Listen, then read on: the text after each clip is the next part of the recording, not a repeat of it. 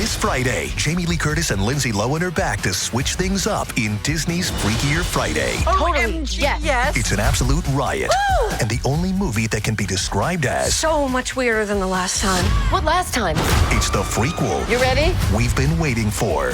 That absolutely slays. What deeply out of touch old person came up with that? You did. Wow. Don't miss the comedy event of the summer for all ages. Disney's Freakier Friday in theaters this Friday. Get tickets now. Rated PG. Parental guidance suggested. It's summer. Time to enjoy long days, lazy nights, and great food. Because Uber Eats has deals all summer long. So, when hunger strikes, don't sweat it. Delicious deals are just a tap away on Uber Eats. Enjoy all your favorite grocery items delivered straight to you. Get ice cream, soda, and snacks from your favorite stores like Wegmans and CVS and make the most of every moment. Now that sounds like a good summer. Order now on Uber Eats. Terms apply. Product availability varies by region. See app for details. How do you top your love for your cat? With a cascade of decadent savory gravy over a mouth-watering mousse pâté. Fancy Feast gems. 2 gourmet pâtés in one convenient pack. Simply peel and plate to reveal a pyramid shape that makes eating delightful and pamper her with an experience as extraordinary as she is. Turn the everyday into the extraordinary with Fancy Feast gems. Pie in the Sky Media. This series contains adult language and descriptions of graphic violence throughout. Listener discretion is advised.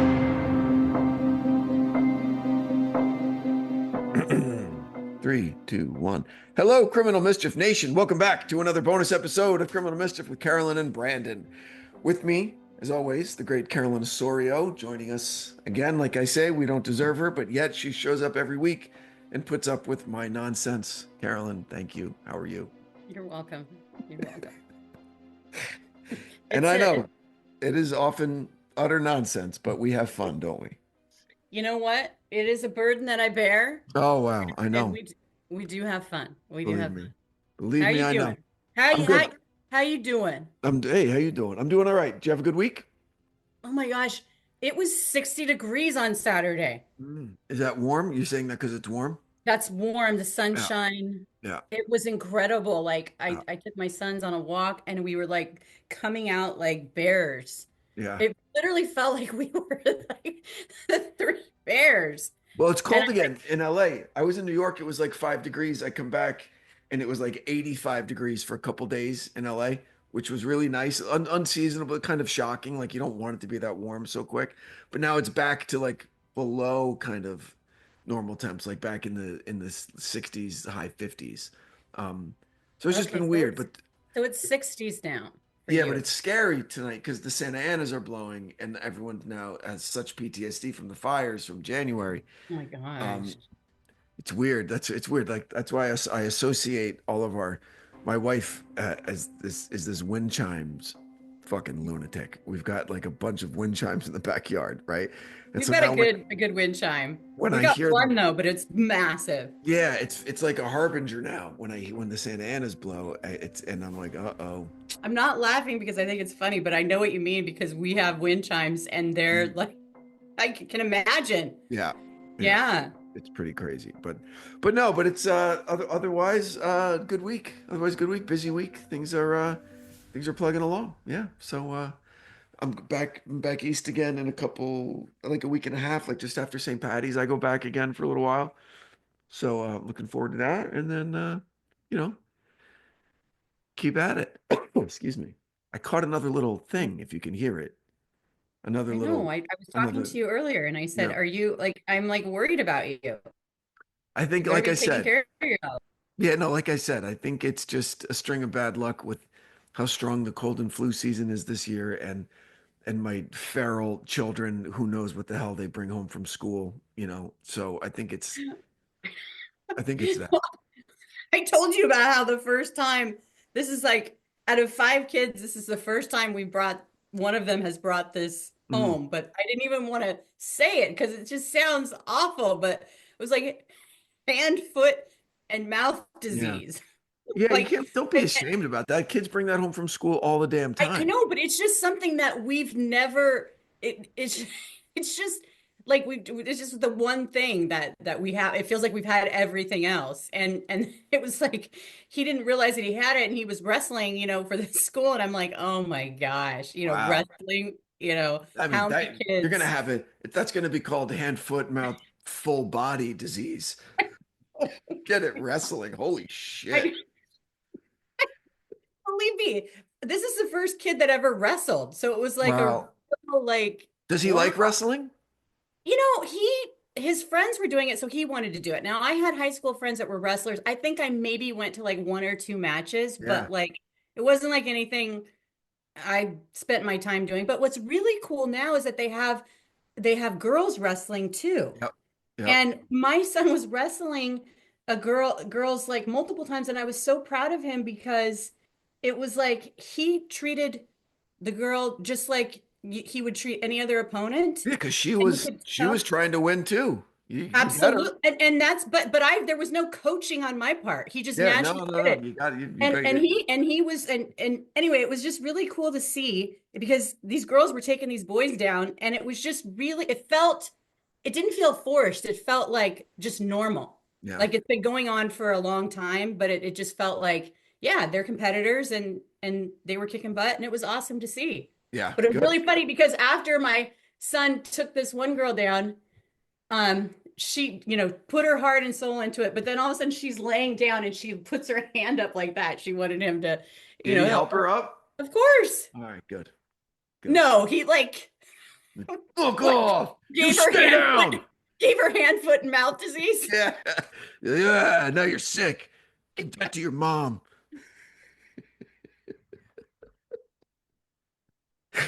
Wow. Wow. Wow. All right. Well, good. Good. Because where I'm from, wrestling is a religion. New Jersey, high school wrestling is like a holy order. Like it's a monastic kind of lifestyle for these wrestlers, and it's taken really, really, really seriously, and it's very proud. I dated a guy who was a wrestler, and I remember that education of like the chew and then the jogging with like a million, like the Rocky stuff going on, and Yeah, just to not cut weight. eating. Yeah. And and so I kind of had, just kind of remember it, but I didn't really, I wasn't a part of that culture. Yeah. But yeah, I believe it. There's a great monologue by the comedic actor Jay Moore. I don't remember Jay Moore. Oh Jay yeah, I Moore's, can remember him. all right, he's from New Jersey. He grew up really close to where I grew up, and Okay. there was a movement to remove Greco-Roman wrestling as an Olympic sport. Right? People were like, get rid of it, even though that's the wrestling and running were the two original Olympic sports, right? Why did they want to get rid of it? Because they got to keep it fresh, and they add skateboarding and breakdancing, and maybe get rid of javelin and fucking wrestling, whatever, right? Okay. So he made this impassioned monologue. I think it was on Stern, where he lets people know like what wrestling is and how important it is to the athletes.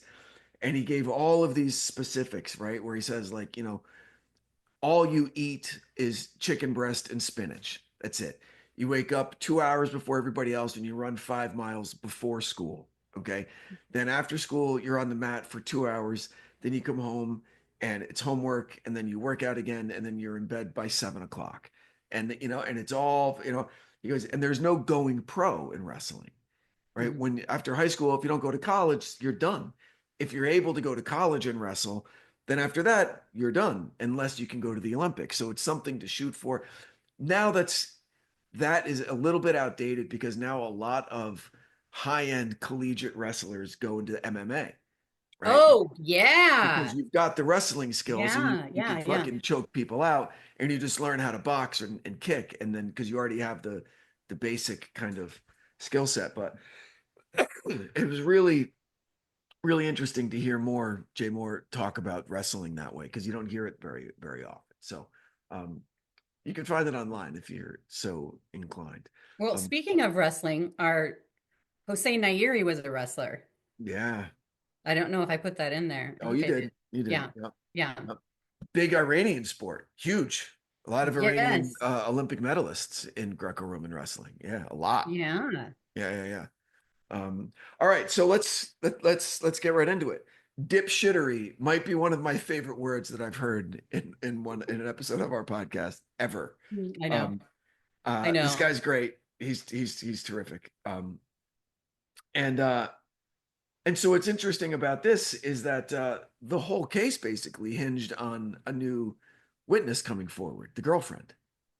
Yeah. Well, a reluctant witness. Yeah, absolutely. They had to trick her, basically. Oh my gosh. And then scare her. Yeah. This is the thing I was talking about. Like, I've talked about it now a couple of different times where I'm like, you sign something and you don't. Now, obviously, she if you're innocent and you sign this, it's no problem. But she had been a part of this, so it was a problem. But like, she didn't see this coming a mile away, and she was studying to be an attorney. Yeah, she missed that. But there was a thread that was left. Maybe I missed something, but was her car stolen? Yes, I mean they. Okay, yeah, so it was stolen, and the guy who stole it swam away. No.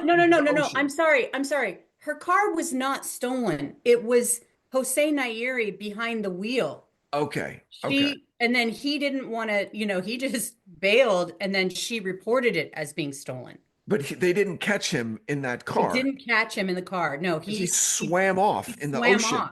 He swam off in the ocean and got away. Like to Spain? Like where did he fucking end up?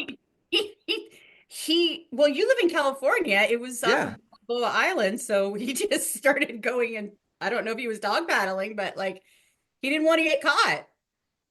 Jesus. I mean, you can see by his, and I don't want to glorify him in any way, but like he clearly has some unique skills, and if he would have put them to good, he could have probably been. I don't want to build him up either, but he's got a little bit of Bodhi in him from from Point Break. From Point Break. Absolutely. He does. He does. Perfect reference. Absolutely. Yeah. Sans the sexual mutilation, but like and and the spirituality, and kind of cool, right? Like what are you doing? What are you doing? I want to hang out with Bodhi. I want to hang out with Bodhi, right? But and I think that Jose Nayeri, he gave that vibe that he could attract people to him because he kept getting these trios. First it was he's very charming and it was when he was on, and I don't want to get ahead of it, but like when he's on the stand, that was chilling. Like how he just turned like that. Yeah. But that's interesting how he would get people on his side.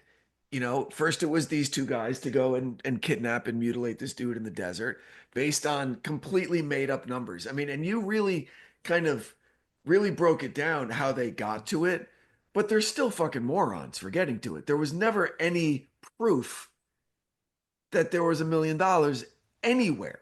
No. And I think I think that you hit the nail on the head in part one of the bonus. Is like, what was this guy? Just jealous? Did he want to bring this guy down like 1,000 pegs? I think is what you said. And that literally is, I think, what the core of it is. Like he was jealous. But that wasn't Nayeri though.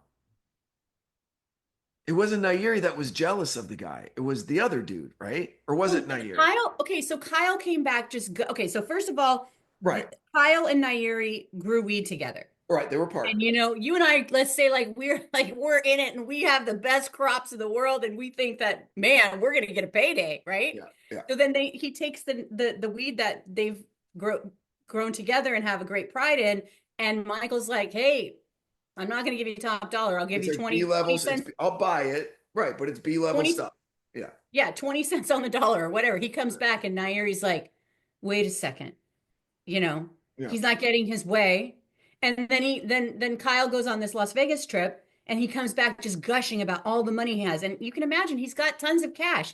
It's interesting how we use debit cards or credit cards for everything. So it takes that price point kind of out of it. Like when you use cash and you pile a big old pot, there's not, when a guy or a woman pulls out a bill full, back in the day, that was kind of a big deal to pull out a bunch of cash, like a big shot. So I think that although Michael was low key and he didn't do anything wrong and he earned his money fair and square, like he obviously went back and reported this, and that's like fueled Nair even more. Okay, yeah, not only did he diss me on the weed, but he's got all this cash. I should be, the jealousy comes into play. Why isn't that me? Well, I'm just, instead of earning it himself, I'm just going to steal it. Yeah. And so the $1 million is a completely made up figure. He must have at least $1 million. So let's focus on that. And then we'll whip ourselves up into this frenzy that he has $1 million and he has it in cash. And it's got to be somewhere in his house or out there in the desert because we tracked him and he drove in circles in this one spot. So, okay, great. Just completely, just confirmation bias, right? They want to believe it. Absolutely. Yes. Yes. So they find a way to believe it, even though it's all just pie in the sky bullshit. Okay. Totally. Right. So then. And one thing too, he could have said to get Kyle, although it seems like these friends were just his, lemmings from the very beginning, but he could have been like, let's do this. He's got $1 million. I know he's got $1 million, just to get their buy-in. That's where a number, because like $1 million, that's a lot of money to say, yeah, it's worth doing. Sure. Sure. But the police case had kind of, I wouldn't say gone cold, but they were kind of running out of leads. They were absolutely running out of leads. Yeah. Because nobody was talking. Kyle wasn't talking. The girlfriend wasn't talking, or the wife rather. Nairi was out of the country. The DNA on the zip tie, they had no idea who that was. He wasn't, the person wasn't in CODIS. Yeah. So then they hatched this plan. Like, hey, let's be unconventional. It's like, can you believe he called the guy's the dad? Dad to dad, man. Like, that'll get some shit done, right? It's just, it worked, but it was surprising. It's surprising that, it's so funny. I tried to do a dad to dad thing the other day and it blew up in my face. Completely blew up because I didn't get the dad on the phone. My 12-year-old daughter was at the mall getting a birthday gift for a friend and they were in the food court and bought the gift. It was like $40. She had the bag. She left the bag on the table. Then she saw a friend of hers 2 restaurants down at Chipotle and she goes running up to see her. She comes back and the bag's gone. Okay. So she was gone for a few minutes. The bag's gone. It's all middle school kids at the mall. And so someone said, oh, I saw who had it. It was this kid, Jace. Okay. So I'm like, all right. So I called Jace. And I'm like, hey, Jace, let me speak to your dad real quick. It's Delilah's father. And he goes, no, man, no. I went, okay. And then, Lao Tzu, in The Art of War, he said, build a golden bridge on which your enemies can escape. Okay, Brandon, this is going to go sideways in a million different ways. I gave this kid the out. I said, hey, Jace, I think there was a mix-up at the mall. Okay. Yeah. Someone grabbed my kid's bag and I was told that you're who I can talk to get to the bottom of it. Okay. How perfect is that? I see what you're trying to build how here. How perfect is that? Okay. For the kid to step up and go, you know what, Mr. Morgan? Yeah, I'll be able to get you that stuff back. No problem. And I was like, I don't want anybody to get in trouble. I'm sure it was a mistake. Kids will be kids. There was a bunch of stuff going on. But let me ask you a question. How did your daughter feel about this? She was like, yeah. She wanted you to call. Absolutely. Yeah. Okay. She is your progeny. She has such an acute sense of justice. You would not believe it. No, I do, because so do my daughters. They're freedom fighters. So absolutely. Yeah. And then unfortunately, timing wasn't right. And he was with a few of his other friends. If I had gotten him alone, like in his bedroom or something, it would have worked out. I guarantee. Wait a second, gotten the dad alone in his bedroom? No. The kid. I never talked to the dad. I was talking to the kid. If I had the kid by himself on the phone. Okay, you would not. He would have played ball, but he had 3 or 4 of his friends in the background who were like egging him on. And so I said, you know what, this was a mistake. I got to hop off the phone. Sorry, I bothered you. Like, and that. You know what? That's such great restraint. Yeah. Yeah. I wanted to threaten just to rip his head off, but I didn't. That's why I'm giving you kudos, because you saw that's like the last thing you need. And it's like $40. But I had the same thing happen on Saturday, because it was similar, but it's a tangent, but I'll try to make it quick. I had left my kayak at the end of fall, because I kayak every day. And my husband was like, can you pull that out? And I'm like, I didn't listen. And it floated away. But I knew that it was somewhere around on the lake and that I would get it. And it's just been too cold. So Saturday was like the perfect. So I'm going around, my son and I are going around trolling, and we find it. But I had to kind of go through the motions of like, okay, I got to walk around and I have to say, hey, this is my kayak. You know, I was hoping that they would just give it over, but I had to kind of go through that role. I don't have a receipt to show. I have pictures.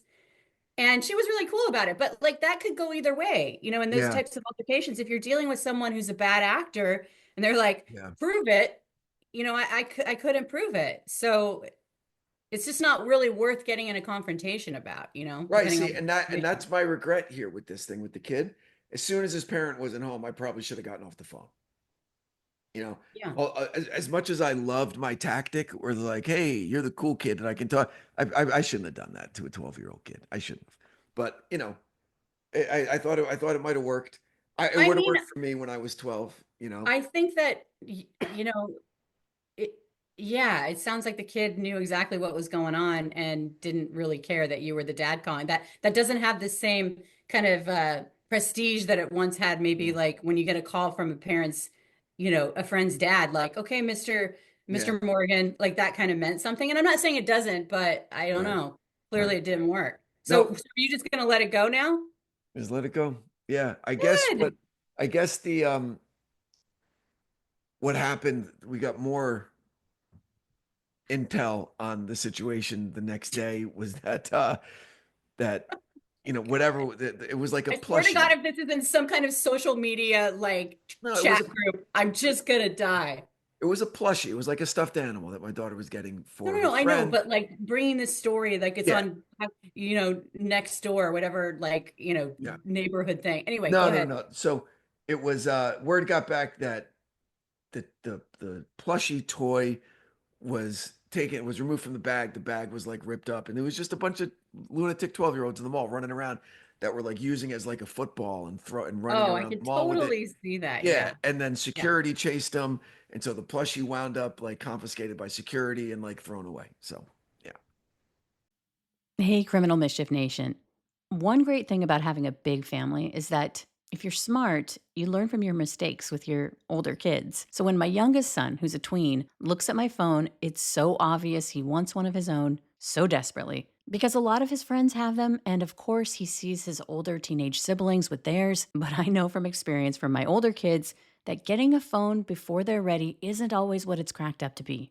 In fact, 45% of teens say social media makes them feel sad and depressed. I don't want that for my tween, which is why I love Gab, because I could get him a phone without all the risk that comes with unfiltered access. Gab is the leader in safe phones and watches for kids, tweens, and teens, because they don't come equipped with social media apps or an internet browser, but they do have GPS tracking. These devices are built specifically to keep kids safely connected. Gab phones have all the tech features kids actually want, like unlimited talk and text with Gab Messenger that also blocks out high-risk messages and content with nudity before ever reaching your child's phone in the first place.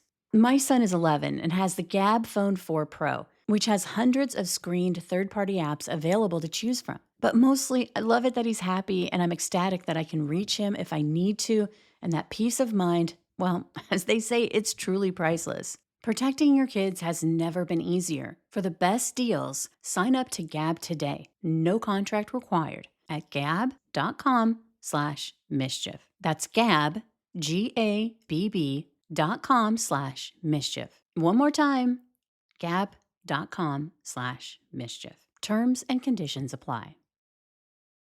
USAA knows dynamic duos can save the day, like superheroes and sidekicks, or auto and home insurance. With USAA, you can bundle your auto and home and save up to 10%.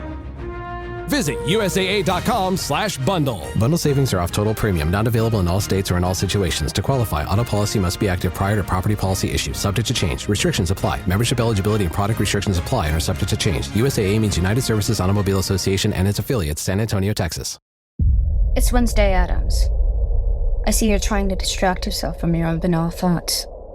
Let me help. Here's a recording thing made of my latest root canal.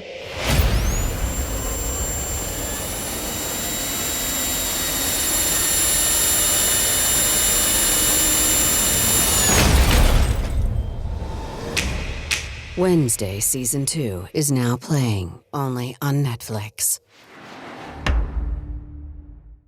With a major selection of the looks your kiddos love starting at just $4 in the Walmart app, a new school year means a stylish new them.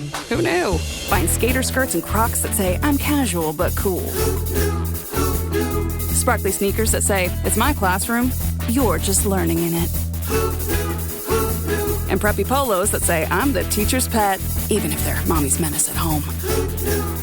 Find their favorite styles starting at just $4 in the app. The Walmart you thought you knew is now new. This episode is brought to you by Nespresso Virtual Coffee Machines. Ready to enjoy the bold flavors of barista-quality Nespresso iced coffee at home? Simply fill a glass with ice and press the brew button on your virtual pop machine to enjoy rich double espressos roasted to stand up even when chilled. Refreshingly bold iced coffee. Refreshingly easy to make at home. Visit Nespresso.com to shop now. Anyway, so going back to where we were, so dad to dad, yes, gets this girl to kind of to play ball, right? To admit that that this guy treated her really poorly and that she was maybe wanted out, and well, I was- think and that was when you willing to- know when you know about, not to cut you off, I'm sorry, but you know about coercive control, he had isolated her from her entire family. They didn't even know she was married, and it sounds like they were paying for her law school and her lifestyle because they were affluent, but she didn't really have anything to do with them. And that was his, by design, by Nairi. So I think that coupled with all, and she probably wanted to get out of it, but just didn't know how. And she'd been dating him since she was 16 years old. So she'd been under his control for like 10 years. Wow. So then I think all that, it was a perfect storm where it's like, okay, not only I'm back with my parents, I'm in therapy, my attorney who is looking at me, that's saying, hey, this is your only out. You're looking at spending the rest of your life in prison. Yeah. So a big motivator for going in there and that's the thing about that. If she had any hope of getting a reduced sentence or no sentence at all, she absolutely had to tell the truth 100%. Like any lie, and it nulls the agreement. And there's not even an agreement in place. They just will say, hey, when it comes time, we either won't prosecute or Right. we'll give you some kind of a reduced sentence for your cooperation, And how about this attorney that everybody was totally fanboying over? I The know. greatest man in the world. Well, because have you ever had, I think that when you have an amazing mentor, and I know you've had in conversations you've had really great mentors. Yeah. When you have someone like that makes such a huge, look at what he was able to do. Not only was he able to sweet talk Matt, who's like very shrewd and like, yeah, he's kind of a surfer guy, but he's highly intelligent. Like, he's a force in and of himself, right? But then also these detectives. And then so he got them to all play ball in this. That just shows how truly good, Trustworthy, and that at the end of the day, he had a relationship with them because he was a prosecutor for so long. Yep. So it's like, walking in and yeah, he's a defense attorney, but they're not looking at him the same way as they would look at just, Joe Blow, a defense attorney that's walking in off the street, Yeah. So they get her involved in this really kind of high stakes, long play, like trap. Yeah. Multinational. They thought it was going to be Spain, but I guess Western Europe doesn't give a fuck about our legal system. You got to go to like the former Soviet Union, right? Like they know what they're doing. So they got to meet him in the Czech Republic. Yeah. Yeah. And he almost didn't make the flight because he overslept. Yeah. But because they were going through they did get him up. Yeah.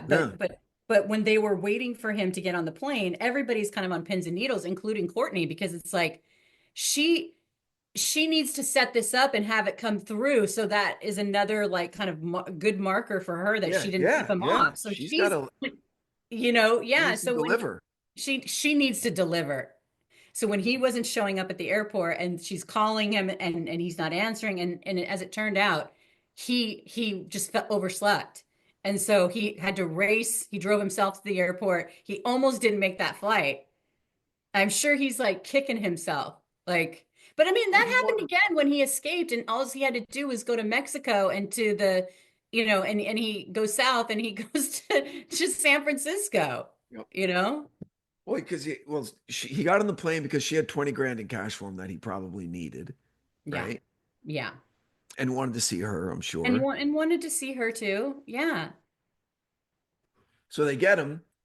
He gets in jail, and then he shows that Bodie Riz all over again, where he gets two guys on his side, and they escape from Alcatraz. That bitch, right? Bodie Riz. Oh my gosh. And they escape. They use a sheet ladder and then the same sheets to rappel down the thing. I mean, you have got to see this video. It's crazy. He saws the grate out just exactly from like Alcatraz. Remember in the movie where they like do that? Okay, so he gets that big enough for him to shimmy through, and then he goes in the innards of the prison, and then the kind of rope that they made, the ladder was just genius. And he's filming the entire thing. Like once he goes under there, he turns around and he goes like this in the camera, and he's filming it with his own phone.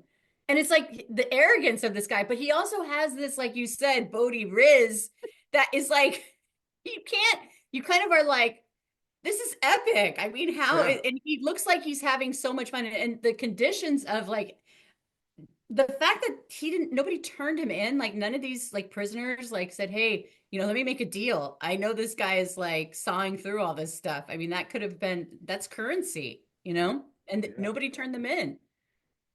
Jesus. So he escapes. Mm-hmm. And how did they recapture him? So basically what happened is that once they escaped, and this is a crazy story in and of itself, which I just didn't have time for, but they kidnap a taxi cab driver. They call for a taxi cab driver, then they kidnap him. And he's this old guy, and they basically make him go on this sojourn with him. They steal a van, and like two of them are driving the van, and then the taxi cab driver and the other guy is they're kind of like caravanning, right? And so and along the way, their relationship kind of, as one would imagine, first one of the escapees was so into Nayiri that he literally video cameraed him putting out a cigarette on his arm to show his loyalty to Nayiri. I mean, it was just insane. And then by the end of it, according to this prisoner, this escapee, Nayiri wanted to kill the taxi cab driver because they were kind of stuck with him. That's why they kept making him come along with them, because it's like the second they let him out of their sight, I mean, of course he's going to go to the police and let them know what's going on, right?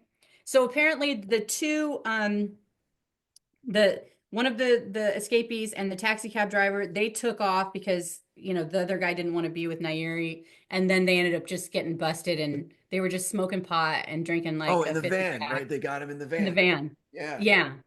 Yeah. All right. So then we go to trial. Yep. And that Riz was on display. Like he was starting to win people over. He was. Yeah. But he then absolutely was. Prosecution comes in and they kind of bury the guy. I mean, talk about ego. Here he thought that he was going to go up against, Matt Murphy has like I think he's lost 2 cases in all of his entire career, and those were early cases. I mean, to think that you could actually best him is just, it basically lost his chance of getting any kind of, But Murphy Murphy really wanted him as the cutter, and he didn't get him for it. He really wanted him for that. He did. Yeah. Well, yeah, because of course, he had developed a relationship with Michael. Yeah, but he still got life without parole, right? He did. Yeah. Yeah. So he's away forever. He's never. He's away forever. Yeah, he's away forever. And where is he? Do you know? Is he at like a Supermax or something? I hope. I don't know. I mean, I'm sure. And that was another thing. He was able to sweet talk himself into a minimum security, like open, like area, and like a dormitory. Right. And he's at summer camp. Yeah. Right? And I think that like when I was reading Matt's book, he went into it, and I kind of forget all of the details, but it sounds like he was able to sweet talk like a nurse or something like that. And Bodie Riz, baby. Wow. I know. And imagine if he would have just like used that for been a just good, politician, you know? right? Absolutely. But that anger, that anger and that jealousy. And sense of entitlement and ego and all that, that would have eventually buried him, I'm sure, because that's what got him. But and also that real, let's be honest, moral failing to be able to find it in you to torture another human being for money. Mm-hmm. Like that's rare in the human condition that someone's able to do that. A lot of people would, unless like we talked about, unless it's like, all right, you have my kid and there's a clock on this and I'm going to cut you until you tell me, like, of course. But if it's just like for some money that your imagination tells you exists somewhere, Mm-hmm. that's a very rare. But you know what? I think it went beyond that when I think he spent like 9 months surveilling this guy, Yeah. right? So he's getting more and more and more manic and obsessed. He's not, he's probably not doing anything with his wife and he's not growing any weed anymore. And it just becomes this massive. So and then he's got these friends who he's roped them into this. So there's a lot at stake. His manhood is at stake. Yeah. His literal, like, in the sense of how he obviously thinks of it, because he's not delivering on anything that he said. This kid doesn't have the money. And this is the ultimate, like, I'm not getting what I want. I'm so angry and frustrated, and I'm going to just do this horrific thing to you, But I've always said, jealousy it's like really scary. It is the most, like, really scary thing. If you have someone jealous or envious of you, look out. Yeah. Yeah. You a jealous person? What do you think? I think you are. Mm-hmm. Yeah. I think you are. Like, I don't know if you're going to go pull someone's hair and punch a girl in the face if she buys your husband a drink at a bar. I don't know if you're that kind of jealous. You might be. You might be. Okay, that's what you see my jealousy taking shape. No. I said I don't think you're that level of jealousy, but I think, you might, hold his feet to the fire when you get home. Like, oh, really? Oh, really? You let her buy you a drink? Oh, really? Okay. No, okay, great. Yeah, great. Maybe that kind of. I definitely think I have a healthy dose of jealousy, but I don't think it's a bad thing. I mean, I think that if you are not jealous whatsoever, you're just, and I'm sure people are going to think I sound insane, but you're not. I mean, that's just a human emotion that we feel. It's just kind of where we're at, if we want to take it to another level or if we just channel it into something else.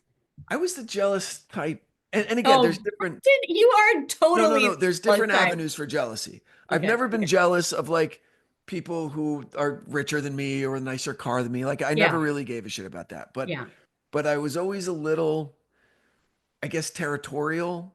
Mm-hmm. When I was dating, I was just, but I know what it was from, and I worked it out in therapy. I worked it all out because, in my late teens, early 20s, I had a very, very casual relationship with monogamy. Okay. And so, were you a playa? Were you a Bodie with Riz? So what I found out was that Branden with Riz. What I found out was that if I would do it to someone, I was instantly afraid that they would do it to me. And that's where my jealousy came from. So as soon as I cleaned up my act and started being the type of man that I really should have been the whole time, that jealousy part of me went away. Mm-hmm. So interesting. I think that same in the sense that I'm not jealous of material possessions or things like that, unless, I always like it for me, it feels better to earn it, whatever it is, than to just, like, what I would want to earn it myself. So I would be hard on myself. It wouldn't manifest itself into jealousy. It would be being hard on myself. But I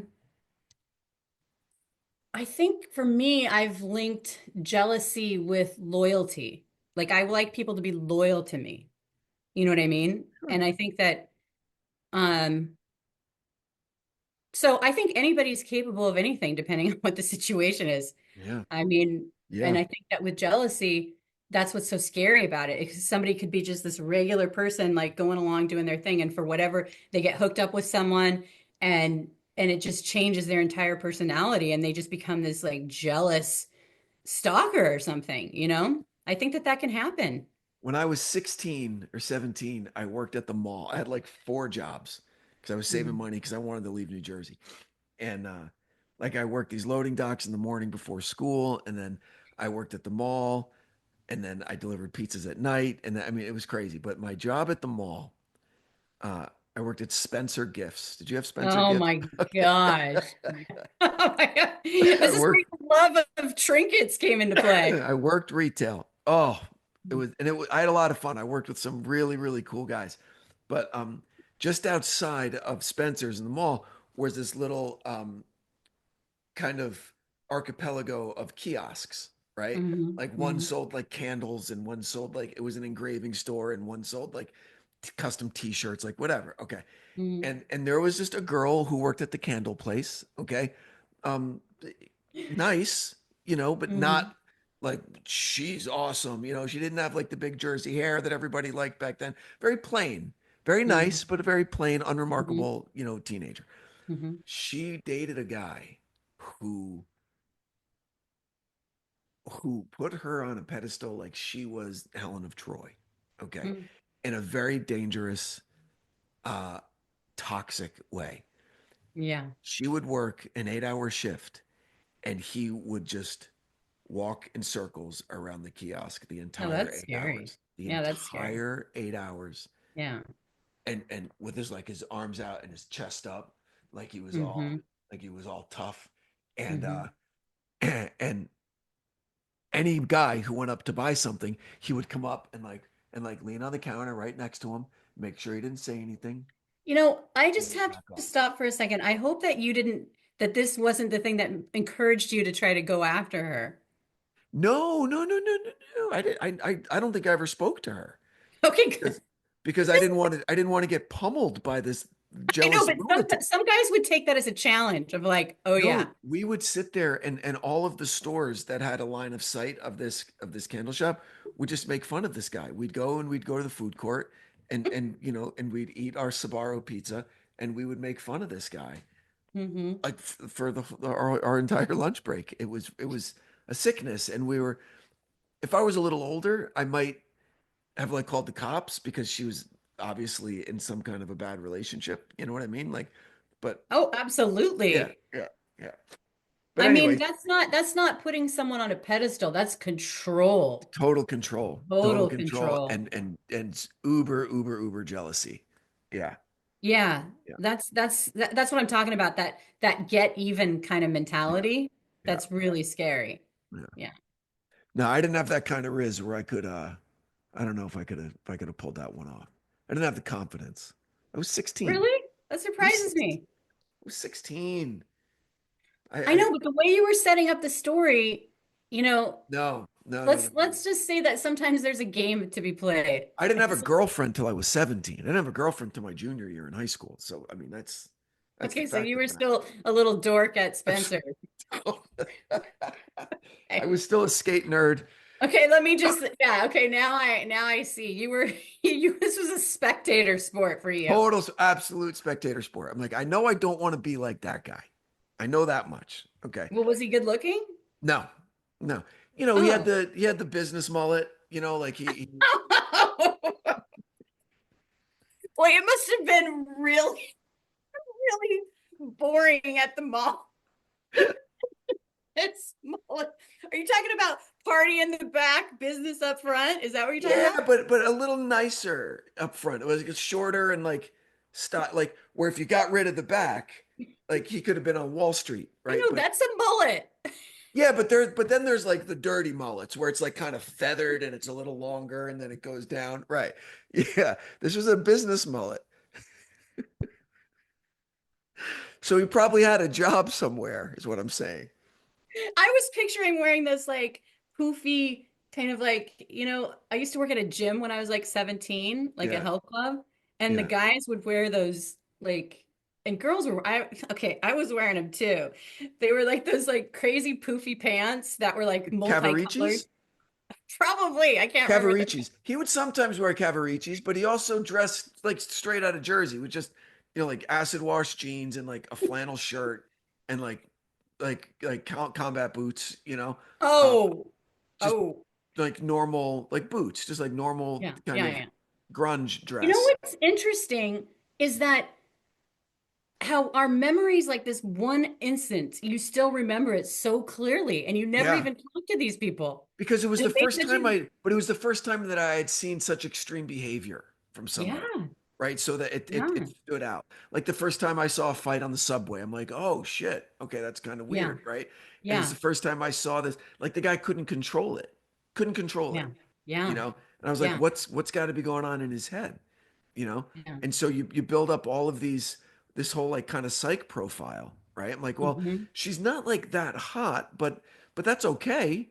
I mean, love is love, and that's fine. Springsteen saying you're not a beauty, but hey, you're all right, and that's all right with me. So I get it. I wasn't judging him for that. But I was like, no, okay, that's great. Okay. But I was like, has she cheated on him before? Like, ooh, that's something. And he like forgave her and got back together, but doesn't trust like, what is this dynamic? Why is he doing that? Yeah. It was really interesting. But anyway, so well, look, wrap this up because I got to get out of here. But I got to get out of here. So of the three perps here, did they all get L-whopped or not really? No, I think because Brian flipped and said, yes, Nairi, he was the one that did the sexual mutilation, but they didn't want to use him on the stand. So he got 12 years and the other two got life. But look at that Kyle. He just didn't talk. And it's like, he could have made a deal and would be out. What does he think? Does he think he's going to get like some reward like that they give mafia guys when they keep their mouth shut and do 25? No, isn't it crazy? Does it's he think scary how when you... Weird. Does Nairi have something on him? Like if you talk, I'm going to kill your family kind of thing? I don't know. Well, Nairi tried to pin the whole entire thing on him. He was like, hey, he was just paying me to be a surveillance guy. I didn't have anything to do with it. So, Kyle really made a mistake there, Jeez. All right. Well, listen, great episode. Great two-parter. As much as I always get upset when I realize at the end of part one that it's a two-parter, I always love the two-parter. So if you enjoyed this, Nation, please share this with someone who you think would enjoy it as well. Head over to Apple and rate and review the show. It helps more than you know. And please, when you hear Carolyn talking about a product, it's coming from the heart. We're not just doing it, but we couldn't do the show without those ads. So consider supporting those great companies. And check us out on YouTube. Carolyn, anything you'd like to add? Nope. Thank you so much for listening, and we will see you next week. Thanks, everybody. Stay safe out there. Bye. From Cloud 10, Criminal Mischief is a pie-in-the-sky production recorded in the beautiful Pacific Northwest. We're produced by Brandon Morgan and myself. Music by Soundstripe. I'm Carolyn Osorio, your writer and host.